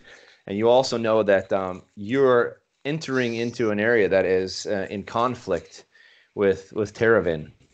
So you are essentially getting smuggled into an area that's basically at open war with the place you're coming from. Okay, all right. So that makes sense then. All right. Why can't I get this? There we go. All right. Okay, so we're ready to have our little talk. All right, so you guys, we get sailing here, and Goddard is now doing pretty well. Hold on, Matt. Stop. Yep. Stop. Tim, you're drinking White Claw? Yeah. I don't want to say anything, but all on right. principle, you need to put that away. Oh. Or at least put it in a glass, man. Come on. Delicious. So first thing I'm going to say is I'm going to look at where'd you get your vagina? Up to the camera, just so Target? you can. Yeah. That's all you can see. This D&D session brought to you by White Claw. Can we get some sponsorship? All right. Yeah. Sorry. I know. So the first thing I'm going to do is I'm going to look at Tim's character and be like, what was that? What was what? You almost killed us. I have no idea who you are. I'm not about to risk my freedom and my whole life for you or you. So you better start talking. because I'm not doing anything until I know more about what the fuck is going on. And if I were in better shape, I would do something about it, but I'm too hurt. I'm like on my knees or sitting down or whatever. Do you want to actually retire down to your quarters? I would prefer to, and then I can go on mute if you want. I wanna tell Tim, like, for almost burning us alive, I think you owe us a little bit of healing. And possibly a little bit of what you took off the captain as recompense for almost killing us. At that, I raise my head and look at and kind of, at the word of healing, Grogil kind of like and the money too. The money buys a lot of beer, ale. I forget. Do I need to do a short rest or a long rest to gain my spells back? So you to get all your spell slots back, you need a long rest. Okay. Yeah. Because I expended both my spell slots in that fight. But the thing is, if you all take a long rest, eventually you'll get all your hit points back anyway. Yeah. So I mean, we're still pretty early in the morning. I mean, we didn't get out as early as they would like to at the crack of dawn, but you're well into 9-10 o'clock at this point, and you're now out in open waters. So I'm sorry, what's your name, little man? Traego. What's your story? Who are you? Why are you here? What's the guy like? Who are we being summoned again, Matt? I keep forgetting. You've all received a summons by Maalethon, head of security in Theondir, and he's asking you to come join them at Theondir Keep in order to receive instructions for how to deal with some political turmoil, shall we say? Yep. In the city. And so that's what I'm gonna say. I received a summons to go to Theondir, and that's what I'm doing. You actually have the summons in your pouch. You carry with you. Oh, okay, I'm gonna pull that out then. Perfect. Okay. And immediately, Bholen, you recognize that you have an identical summons. Yes. It has your name on it, though. So what are you good at, Traego? What do you do? Why you? I'm very good at exploiting situations for mutual benefit and getting in and out of places without anybody knowing. So you're a thief. So by nature, you're dishonest. I have been known to acquire a few things from time to time, but my skills generally lie in other areas. Well, because I know that you did help out with this whole issue we had with the guards, I'll give you 12 gold pieces. My thanks. Wait, hold on. My math is wrong. Yeah. Let me pull out my iPhone quick. 54 divided by 3 is 18. I'll give you 18 gold pieces. Okay, are you giving that to Eric as well, or Grogil? No, not yet. Okay. Not yet. And then I'm going to say much appreciated, and to our half-orcish friend. Man, that was honest. You could have given him 5 coins. I'm so hurt that I just kind of look up and I don't say anything. I just look up. Who are you? You are an interesting fellow. From what I've seen, I don't trust you one bit. You almost killed me. You don't need to trust me. You need to pay me and heal me. Okay, and Matt, do we You don't know I'm a cleric, though. They don't know I'm a cleric. Do I recognize? I never asked him his name. They know you have magical abilities. Eric says Grogil. Do we like recognize the name? Because we're supposed to be like well known. Do we recognize each other's names at all? Or go ahead and let's see. Take a let me see here. Skill check. Go ahead and take a let's say take a history check. Actually, this could now be part of the annals of history. All of us? Just Traego. 17. 17. Okay. So the name Grogil has some significance to you.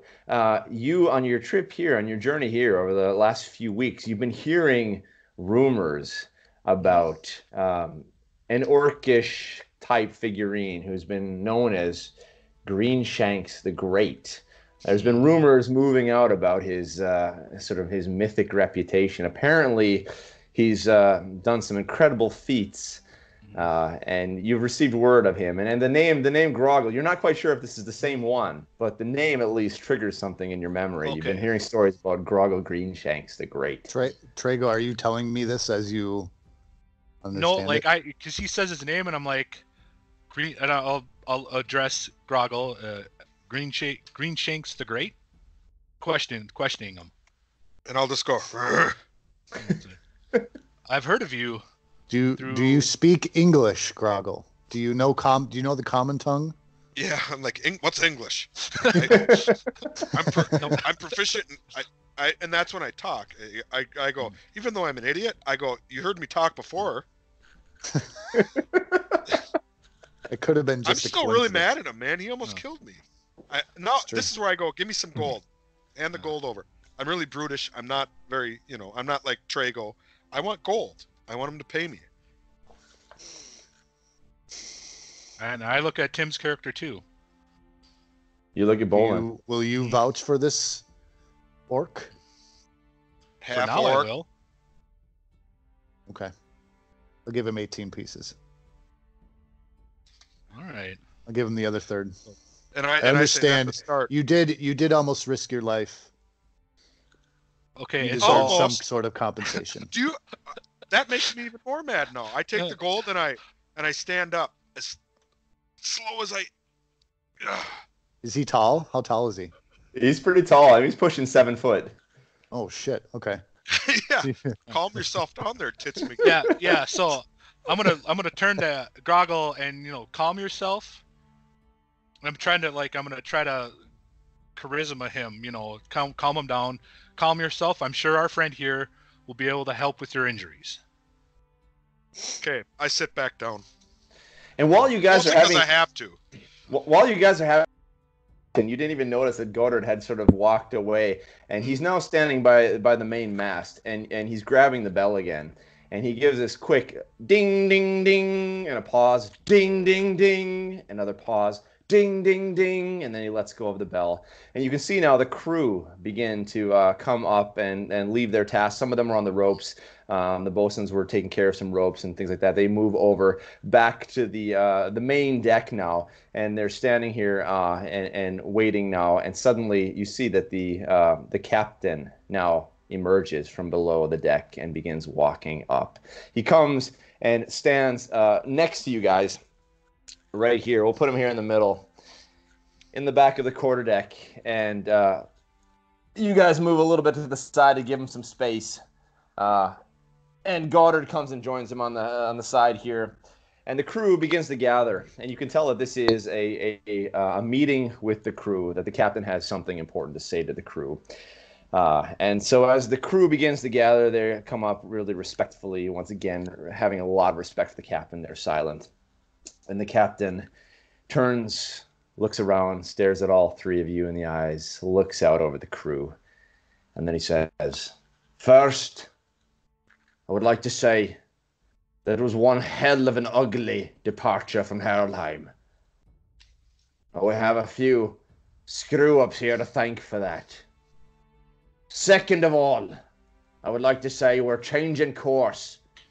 All of you on the crew who thought we were heading south, we're heading to Theondir instead." You hear a bit of a gasp from the crew, who had been apparently told that they were going to be heading south along the coast of Terravyn, but now they're realizing that they're changing course and heading straight out into enemy waters, which will be potentially a great risk for the ship and for themselves. And the captain, after saying this, pauses again. He reaches down into his pocket. And he turns and looks at you there, Baron Bramblewood. And he pulls out a gun. Bramblewood. Wait, there's Cocks the guns? gun. He has a little pistol on him. Yeah, oh yeah, these are pirates, man. He cocks a pistol and he says, "As for you, Baron Bramblewood, I've heard about you. I'll let you know, if anything happens, like happened on the docks, this will be your last journey. Your body will be floating back to Heraldheim." I assure you, Captain, everything is under control. He slowly pulls the gun back, uncocks it, puts it back in its holster. Well, that's all I've got to say for tonight.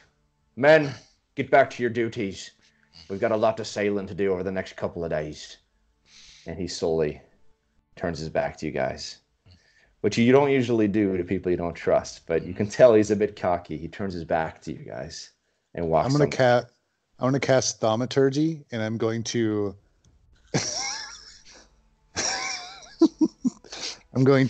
project. I'm going to project the sound of a really loud fart as he walks away. A little bit of levity, brevity, whatever. On him or next to him, or are you gonna do it like so? It sounds like he just ripped ass really bad. He just lost Eric. So as he's walking down the stairs, you hear this, and the crew kind of looks around, and you hear a few giggles and chuckles among the crew, and the captain stops and says, he says, "Gordon, we need to fix these stairs. They're a little creaky." And he keeps walking down the stairs and goes in and heads back to the captain's quarters. I'm going to look over to Grogil and say, that was a pretty good one, wasn't it? And I just kind of chuckle a little. I need to rest. Well, it's you guys have you've had some chance now to talk to the crew. You had a light meal. You've gotten some food, and it's getting more into the evening now. You're getting prepared. We still haven't learned Tim's name. I don't think you told us your name yet. Because I wanted to turn to you and okay, you know our name. What's your name? He doesn't trust you. All you need to know for now is my name is Bholen.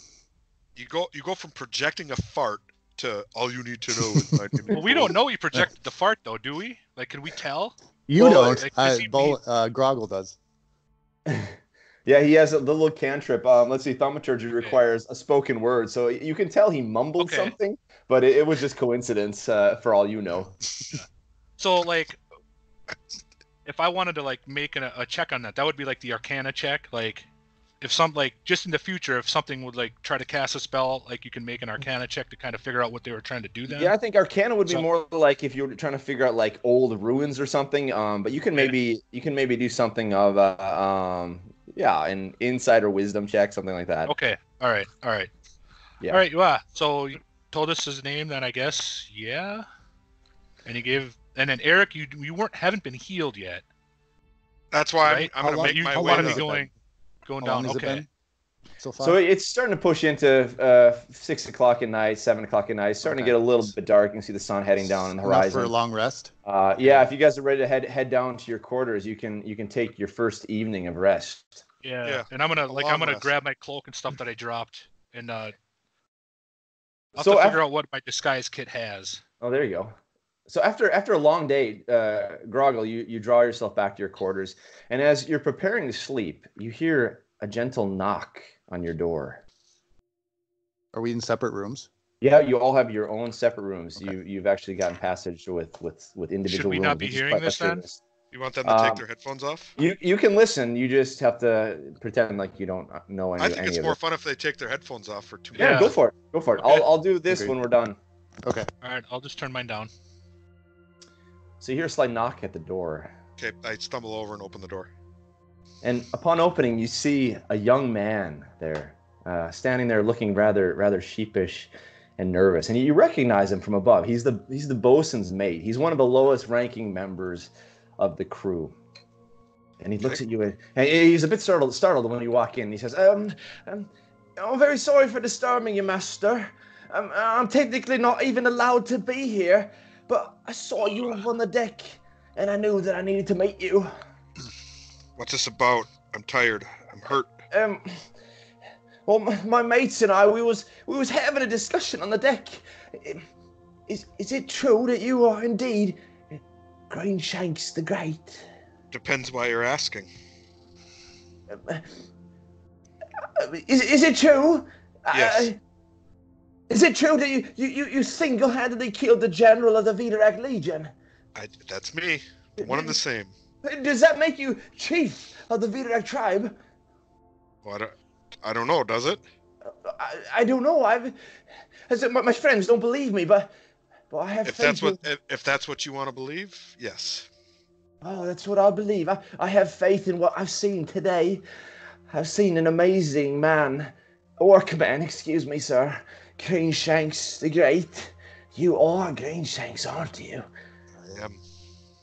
And he pauses, and he comes a little bit closer to you, and he says, "Remember me when you arrive in your glory." Okay. I say something to the effect of okay. And he sort of shakes his head and is a little flustered, and he says, "I'm sorry for disturbing you. I must get back to my duties now." And he quickly turns around and leaves the room. Okay. I shut the door and go back to bed. Awesome. Hello? Okay. Hello. Yeah. So the door shuts, and Grogil retires for the night with a much-needed rest as he prepares to sleep. Yeah, go ahead. Can you quick go over the recovery rules? Do I gain all my hit points back, half? So if you're doing a long rest, which is 8 hours, you get all your hit points back. I think. Well, yeah, we'll really? do that, right? Yeah, guys? we'll do that for all night. Yeah, So- on a short rest, which is an hour, you get one of your hit dice back. So you got to roll it. You got to roll that one out. Yep. So if it's a long rest, you'll get all your hit points back, and I'm assuming you're gonna rest all night. Well, but are we comfortable resting all night? I mean, That's the question. Well, I'm only going to rest for... So I have a part of my being an elf is trance. Mm-hmm. So you only have to rest 4 hours. I only have to rest for 4 hours. Yeah. And then after 4 hours, I'm going to go back on the deck of the ship. Well, let's just watch the ocean pass me by on the moonlight. So Bholen, as you retire to your quarters to take your trance, give me a couple seconds with Bholen here. okay. Yep. I'm good. So Bholen, as you retire to your quarters, the gentle rocking of the boat lulls you into a deep trance. It's a trance like you haven't experienced in decades, maybe even 100 years. And as your consciousness begins to fade into the sleep of the elves, you see yourself begin to float out of your quarters and out of the ship. And you can feel the cool wind from the sea kissing your face, and you taste the salty mist as you move quickly into the clouds above. In the distance ahead of you, you see an enormous tower-like stone, the size of an entire city, jutting out of the raging Black Sea. And on the very tip of the highest point of the stone, you catch a glimpse of a golden field glistening in the moonlight. Suddenly, you find yourself standing in the center of the field, running your palms across the grain as it gently sways in the wind. Before you rises a lone tree with branches as thick as the trunks of most others. And as if the wind itself were speaking to you, you hear a faint whisper in your ears. "Be not afraid. The light will always remain."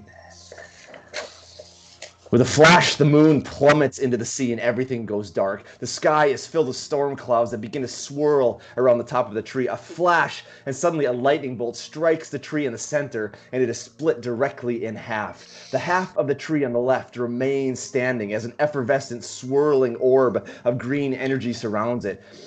Out of the branches of a single branch, a brilliant green leaf sprouts and unfolds, filling the space of the orb.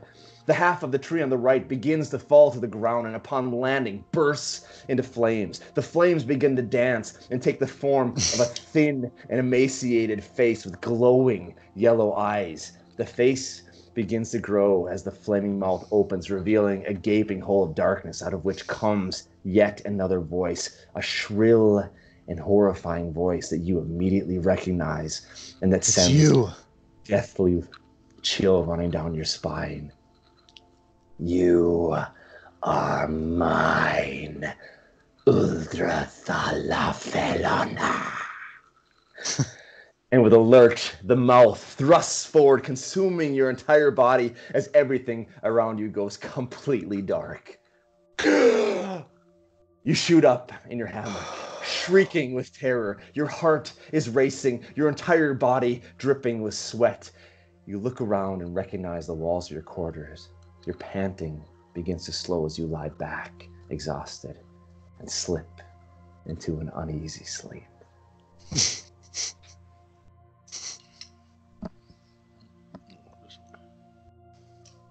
All right. Tests, check. Got me. So, Traego, Okay. you retire to your room as well. Of course, given your nature, a quiet ship, of course, is quite inviting. The question is, are you ready to retire, or do you want to do anything? I am actually going to sneak out. And do I know where these two guys have their rooms? And where the captain's room is? Yeah, so all three of you are located on the deck that is above. So you're right underneath the gun deck, and all three of you have rooms on the end there. If you keep going straight, you'll come to the end of that hallway, and then above you, directly above you, is the captain's quarters. All right, yeah, I'd like to get over to the captain's quarters real quick. All right, so the crew is pretty quiet at this point. They're out on watch, and you cruise out there, and you quietly climb up the stairs. Go ahead and give me a stealth check, actually.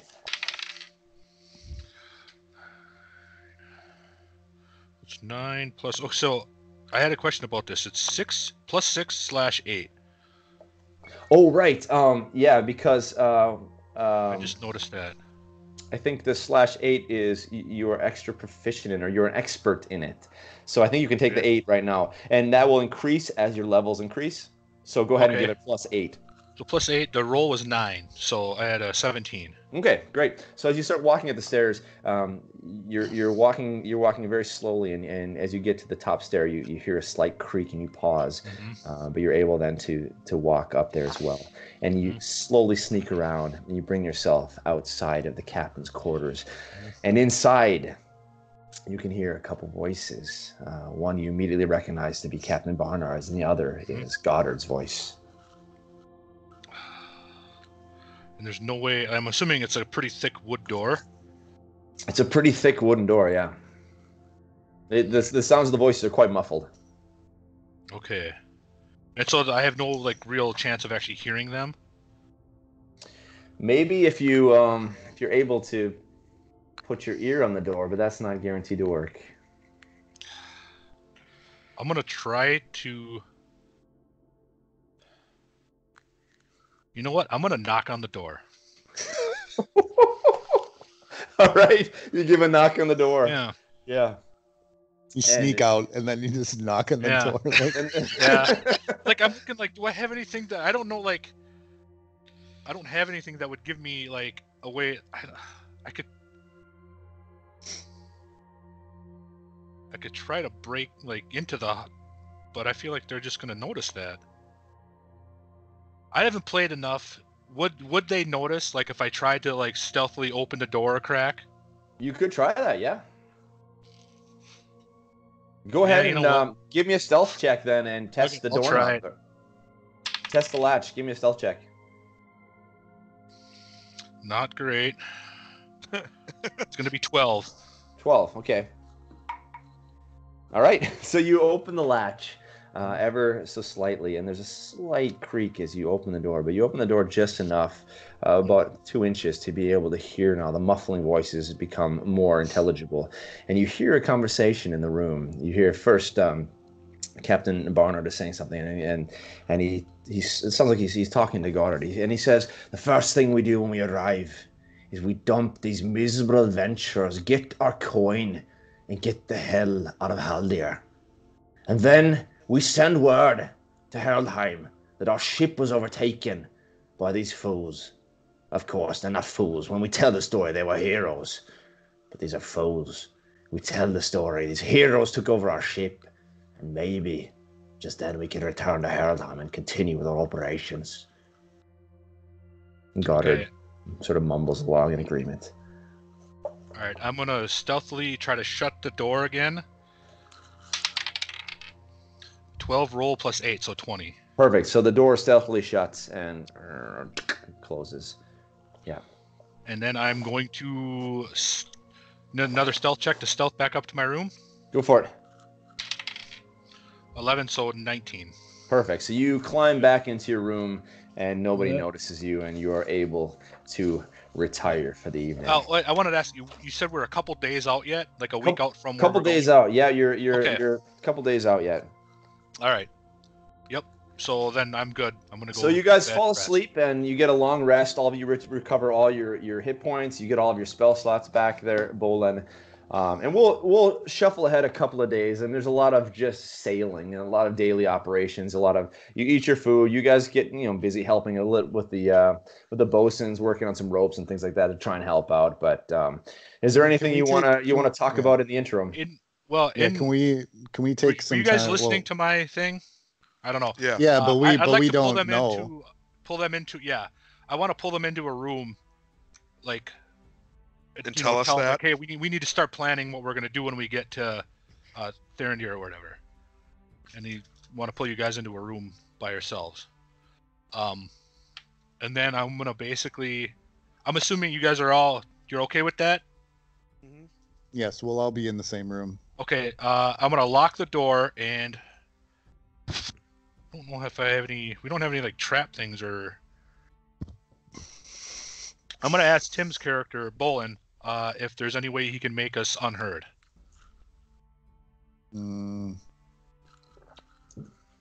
Oh yeah, maybe thaumaturgy. You could pull something off. Well, thaumaturgy just kind of affects the world around you. I can't like make us silent. Could you make a buzzing wind noise? Like wind? outside Just the door, for a buzzing noise? Just for an instant, I thought, right? And is there there's nothing I can do to the lock to make sure that it's unpickable? I'm assuming. Well, Goddard as the first mate has keys to all the doors, so you guys are never yeah. secure in any of your rooms. Okay. Do the doors open in or out? All the doors will open inward.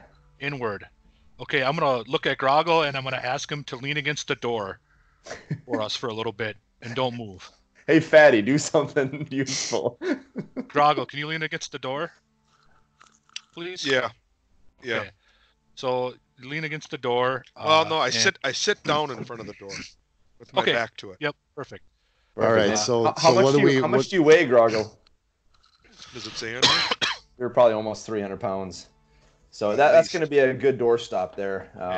Yeah, that'll be good. No, I'm 225 pounds. 225. Oh, you're pretty lean. Wow. I'm skinny. Yeah. Skinny. 225. Jesus. That's what I weigh, and I'm only 6'1". Yeah. Can I modify that? Absolutely. I'm gonna go 300. Yeah. All right. So that's still pretty skinny. And then Traego is a hobbit or a dwarf, he's a halfling. Yeah, he's halfling. a halfling. Actually, Matt, I'm gonna go 350. All right, I'm a fighter. Yeah. All right, Traego. What do you want?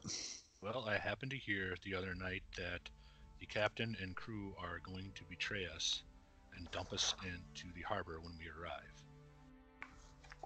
Insight check. Go for it. Is he lying? Can I tell if he's lying? Go ahead and take an insight check. 12. Do you have a modifier on there? Yep, +3. I rolled a 9. It's difficult to read. I mean, he's a sneaky, loose kind of guy. I mean, it seems like he's telling the truth, but it's tough to know. And do I do an insight or like trying to figure out if they trust me or? No, you're just talking away, and Okay. it's up to them to try and figure it out. Yeah. So what did he say? He said that they are waiting on, as soon as they get into the harbor, they are going to dump us into the ocean, get their payment, and then come back to what was the town the harbor that we just left? Heraldheim. Heraldheim, and try to play it off as if we took over the ship from them and continue their operations. Now, obviously, they're doing something illegal without us even being here. So at that, I kind of perk my head up because I'm worried about that they're going to accuse us of taking over the ship for a very specific reason, Matt. You know why? Yeah. So, okay. We need to come up with a plan. My thoughts exactly. Does anybody have any experience sailing? We kill them all. Do you guys know how to sail a ship? Okay, Do we? Do we? Well, is the No, Death on the is open ocean. the staff that's is the staff would we know if the staff that's manning the ship is loyal to him, or are they just hired hands? You can tell that the crew is pretty loyal to Barnard. I mean, he's had the same crew for many years, many trips, and you can tell that they have a certain respect for him. If we kill Barnard, what are they going to do? I don't know. Attack us and try to kill us? They're How many people are we looking at here? They're just sailors. There's only 3 of us, though. On the ship, you've got about, from what you've seen, about 15, 16 crew members. Yeah, I'm gonna turn to Grogil and try to charm him to. Even with your prodigious skills, my friend, I don't think we can come out on top with that. We need to plan and come up with a good idea to actually get out of this mess. I want to have him take a check on that. I want to kill everyone. I want to kill them all. Go ahead and take, Traego, go ahead and take a persuasion check. Persuasion. God, I'm rolling fucking great today. 19 can I give him, plus my persuasion, whatever that you is. can help him if you like. I was going to say, yeah, I'll give him advantage. Go ahead and roll a second one as well. You've got advantage. You got help from Bholen there. We're over 20. The second one was 8, so 19. Yeah, perfect. Plus, so, what did you say? Persuasion? Yeah, plus 6, so 25. Yeah. So he gives a pretty persuasive case here, and Grogil, no offense, but you're really stupid. I mean, you really go along with it. It sounds pretty good. He just kind of sees a lot of flashing lights, and you're kind of like, wow, good. So my response trust me, Grogil. Trust me, Grogil. If we need to kill them, we will kill them. But right now, violence is. I want an ale. Where's the ale? Is there any ale on the ship? Is there any ale in the room? Oh, there's plenty of food and drink in the stores. I mean, you remember you've got about a week worth of stores of supplies. I'm gonna run and grab him 3 tankards of ale and bring them back. And I calm down after that. All right. I back off. Grogil's feeling pretty good. Okay. Listen, Grogil. Let me just. I'm really sorry for almost killing you yesterday. I have no idea who you are. I know you're pissed. Let me make it up to you, and I'll hand him these 3 tankards of ale. Oh, nice. Okay, I'm still mad, but it helps a little. Okay. Easily won. Forgiveness with 3 ales. There we go. Just like in real life. Well, Tim. Right? This isn't a far stretch of a character for Eric. Hey, fuck you. So like my character, like Traego doesn't really know anything about sailing. I'm gonna ask if and ships and wharfs and stuff. Do either of you guys know anything? I don't. Are you don't. pretty much in the dark like I am? You guys are pretty hopeless. Okay. So I think it's safe to say that we need to come up with a plan after we reach Theondir. Correct. We can't get there on our own. I have an idea, but I got to play the character as a dipshit, so I'm not gonna say anything. I'm gonna look at Tim's character and ask him if there's any way he can mask us, make us invisible for a decent amount of time. Grogil, give yourself an inspiration mark on your sheet there, on the top. What does that mean? That means you can use that at any point to get advantage on any skill check or any roll, or you can give it to someone else. Why do I get that?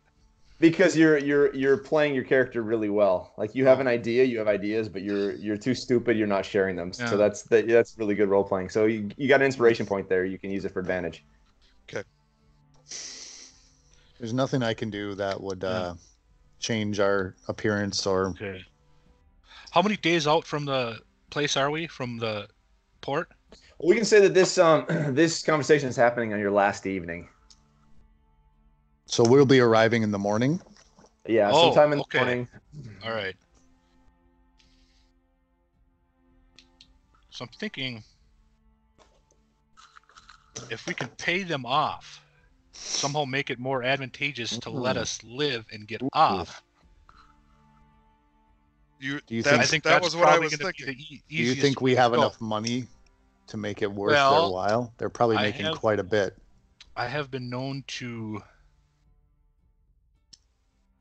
persuade people to spend more money on certain items than they're actually worth. So I'm wondering if there's anything we can do to that nature. I don't have anything on me that I could really persuade. You could persuade him, and then I could cast command to help him agree. Give me an edge. Or what else? There's something else I could cast here. I think guidance. Hold on. Guidance. Adds to a D4 to an ability check. Yeah, so if you need to make like a persuasion check, I can give you a D4 advantage. Yeah. So and then cast command. But then I'd be out of spells.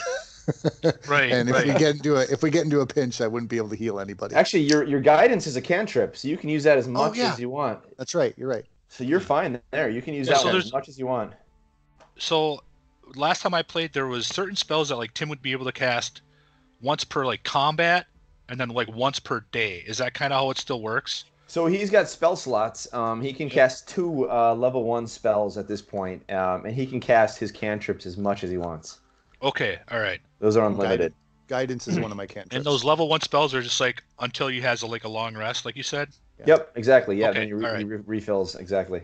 So I can convince people that worthless junk is priceless. Very, worth their money. I don't have anything on me that I'm really willing to get rid of. My Duke, my signet ring, I'm not going to get rid of that because that's too helpful. Do we have anything else that I can convince the captain that will? I have a small knife. Yeah, we can say. Wait! I have a scroll. I have a scroll case full of notes. We could convince him that these are. I don't know. Would that be something that he needs writs of They're IOUs. Yeah. Oh. I don't know. Forgery. Yes, Ooh, thank you, Jim. yes. I can forge. All right. Yeah. We're gonna forge something here. All right. Let's do it. Do we have any insight as to who the captain is loyal to? It's tough to say. I mean, the captain is kind of into himself, and that's should have talked to the captain more about what their operation was. But you do know. I mean, you don't. So why don't we go up and talk to him? About the captain. Let's go ask him. You do know that his crew is loyal to him, at least. Why don't we go talk to him? He doesn't know that we know yet. Yeah, but I'm thinking if it takes me a while to forge something, if we already knew what he was loyal to, I could say hey, this is a writ of passage from your boss. Sorry I didn't tell you before, but now. We need to make sure you are on the up and up. Yeah, right. Fuck. And there's nothing that would make sure you were trustworthy, and now that you are, now that we know that you're honorable. Does he know that I'm not a baron? Did I tell you? I know I told you my real name, but was he? He should. He should know that I'm. Yeah, I would think that he probably knows that I'm not an actual baron. Yeah, I think he's suspected that was a bit of a just ploy you were using with the soldiers, the captain. Okay. You remember his last conversation with him? He was a bit sarcastic with you about Baron. Right. So I'm wondering if I forge something and give it to him before we arrive, saying that as long as us 3 arrive safely where we're to go, that he will be granted not just what he was promised, but 3 times, 4 times is what he was promised. I mean, does that sound feasible? Granting a safe passage to Theondir. Safe passage through whatever. All right. Let's do that. All right. You gotta make it. You gotta forge it first. All right. Let's go ahead and let's see how your forgery does. Go ahead and give me a let's do a dexterity check here. Dex check. You pull out the paper that Bholen has. He puts it down on the table in your room there. You pull out a quill and some ink that was also there, and you begin to try and make your forgery. Go ahead and give your dexterity check. An 18. Oh wow, perfect. I'll even. No, I don't have enough cord. It's an 18. I believe you. Plus, what'd you say? Dexterity. Dexterity. My dexterity is 9, so plus 4. Hey guys. Saving throws plus 6. I got about 15-20 minutes. Then I got honey-do list stuff to work on. Perfect. Okay. Yep. We'll wrap this up here pretty soon. Okay, so Yeah, you make the forgery, and it's looking pretty good. What is it you want to be writing on this thing? I kind of look at Bholen and I'm like, should we give him a land grant or just money? Or maybe trading? Because they're enemies. Someone like this is just, they might not be interested in land. Yeah, they just want money. Yeah. And we don't know how much was already promised them, right? Well, let's just offer them some exorbitant amount. Yeah, Matt, that as they far can't for refuse. DM, like, what would we but think? Like, that would be like not overly, like, not crazy amount, because I would assume that we kind of know, obviously, like if it was $150,000 to smuggle or $500,000 to smuggle something, what would be an appropriate amount to be like, oh shit, that's a lot of money for a smuggler like this? I mean, you don't exactly know how much he's getting from Theondir to smuggle you guys. Right. So, I mean, it's really tough to know. You're going to have to make a call there and make your best guess because you really don't know. You have no idea. If I was like a rich... Hey, come on, shut up. It was a train. If I was an The hell actual was that? baron, how much would I expect, like, a good chunk Yeah, of I know a what nice it was. mansion and a good chunk of land to cost? Like, I don't know, like 10,000 gold? Like, is that a lot? Like a lot, or? That's a lot. That's a That's a good chunk of money. I mean, you could probably So buy 28, yourself like 2,000 gold, 2,000 20 extra. Chad, with 10 gold pieces, we could stay in like the nicest hotel for like 3 or 4 nights. We'll say, I mean, you can probably suspect he's going to be paying his whole crew. I mean, for this whole week journey, he's probably going to drop, anywhere from 50 to 100 gold per crew member. Okay. For this week, and other captain had 54. Like, yeah, I know that you gave us 18 each. So should we just say like an extra 1,000 or 2,000 gold, in addition to what he's been being paid per person? Per person? Per person per safe passage. Okay. So 6,000. So 6,000 total. Gold, 2,000 per Grogil Greenshanks, Bholen, and Traego Tanglewood, aka Baron Bramblewood. Actually, should I put that in? I don't even know. Whatever. No. Well, I don't care. But yeah, I want to play Traego, Grogil, and Bholen. I'll put our names on there, and then that's safe passage to where we are supposed to be delivered alive and safe. To Haldu Harbor, guaranteeing 2,000 gold per individual upon safe passage. Mm-hmm. On top of their normal rate. On top of the normal rate. All right, so you finish up the last few strokes of this forged document, and you blow on it to make sure it dries. And what are you going to do with it now? Well, at what time is it right now? So you're now pushing into the late evening hours again. You've had dinner already. Okay, and then we're arriving tomorrow, like on early tomorrow morning. We're arriving. You don't know. It's probably going to be sometime in the morning. You heard the crew members talking about at an this early point, arrival. I'm gonna have these two guys leave, and then like 10 minutes later, I'm gonna walk and go try to find the captain wherever he's at. Captain is still in his quarters. He's in his quarters. All right, I'm gonna knock on. I'm just gonna basically go knock on the door. Okay, you knock on the door. Do I have to be? I should probably. Do I have to be there to give? I have to be there to give him the spell. Oh. Yeah, you need to be there. Yeah, you need to be there if you want to give him the advantage. Yeah, we should all be there. Yeah, we should all be there. So is this something I can use that inspiration for? Well, you can give it to Traego if you want. Can I? And he'd have advantage. You'd have you can give it. Okay. You can give your inspiration to someone else. So yeah, you guys want to come with me. So what I'm gonna tell Grogil, like, don't do anything unless I say. Just keep quiet, keep calm. This is gonna work. Okay, I'm gonna touch Traego, and I'm gonna cast guidance. Okay, so you're gonna get an extra D4 when you need to make your roll here eventually. And can I give him my inspiration? He can use that as advantage. You can use it as advantage. So you have an advantage plus a D4. So you're not you go forward. The three of you walk together, single file, and Traego, you knock on the door, and you hear Captain Barnard inside. He says, "What is it?" It's Traego. What do you want? Bholen. It's Traego. And Grogil. Yep, perfect.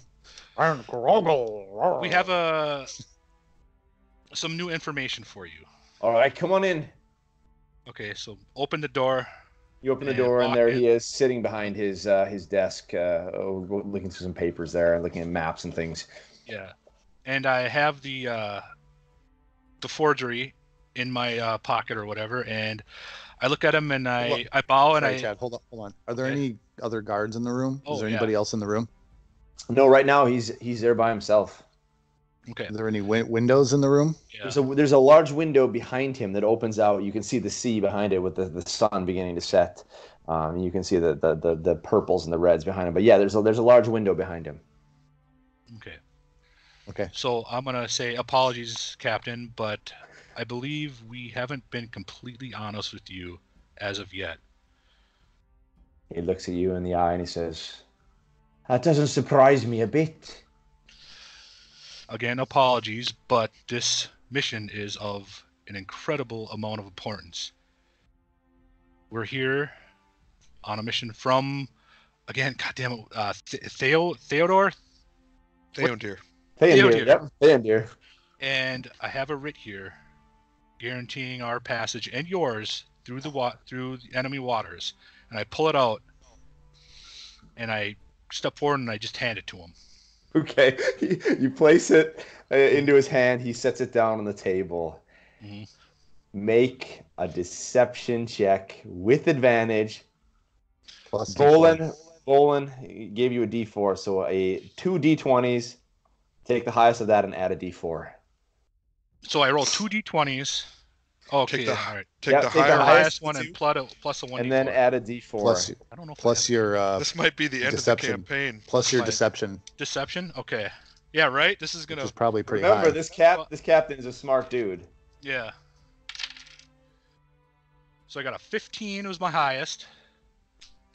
Plus my deception is plus 6, and the D4 was just a 1. So total of 22. Okay, wow. So the DC on that was 20. So you just. Oh God!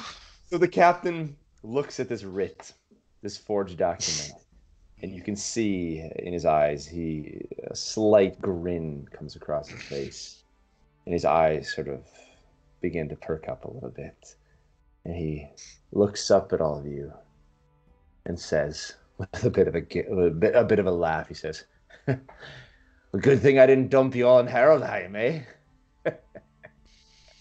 And I look at him. Was that part of the plan? Oh, you're a very valuable cargo indeed. If I dropped you in Heraldheim, I wouldn't get paid now, would I? And I look at him and I say, "Quite right," and I kind of indicate it's time to leave to my companions. Well, we'll see you in the morning then. And I better be getting my gold. You will, Captain. You will. So you guys pull out of the room. Before we leave. Yep. Mm-hmm. I'm going to shut the door so it's just him and I in the room. Oh, no. I want to walk up to him. I know what you were planning. And if anything happens to my compatriots or myself, the Lord of Light will shine down upon me and smite everyone on this ship until there's nothing left. Then I'm going to turn around and walk away. And as you leave the room, you hear Captain Barnard mutter under his voice, "I don't believe in all your magic tricks, my dear friend." I'm going to cast Thaumaturgy and to make all the candles in the room distinguish. Excellent. It goes, fingers. It goes black in the room, and as you shut the door and leave, and Barnard is sitting there in a dark room. Tim, I think I get the feeling that you play D&D a little bit more. Do you still play at all? I watch Critical Role. Is that what that guy that's super a good DM? Yeah, all right. If you want all to right, know I'm gonna start watching that from now on. It's so good. It's so fucking good. I feel like I gotta up my game a little bit. So you guys pull out of this room. You retire to your rooms and gain any lost hit points or any spell slots for the night. And you retire and fall asleep and have a fairly normal evening of sleep. And after a long, hard night of sleep, where did Traego go? Oh, just getting more beer. Oh, there we go. And after a long, hard night of sleep, the group, you were all suddenly awoken in the early hours of the morning by the deafening sounds of the alarm on the main deck. Once again, that bell is ringing furiously. Goddard is up there ringing. And adding to the confusion is a great deal of shouting, running with pounding footsteps, crew members running up and down the stairs between the decks, and perhaps most disconcerting, the sound of distant cannon fire. As you join the crew on deck, you're able to see in the distance a barricade of ships that are swiftly moving towards the Willow Weeper. And on all sides of the ship comes splash after splash from cannonballs that have been intentionally fired on the port and starboard sides as warning shots. And within a few minutes, the ships are close enough to be able to see the flag of Theondir flying high with its dark blue background and the green orb in the center, flanked by the sun and the moon. And it is apparent that you have run square into the Theondir Navy. Standing next to you is Captain Barnard, holding his writ and looking out at the Navy. That's where we'll quit for the night.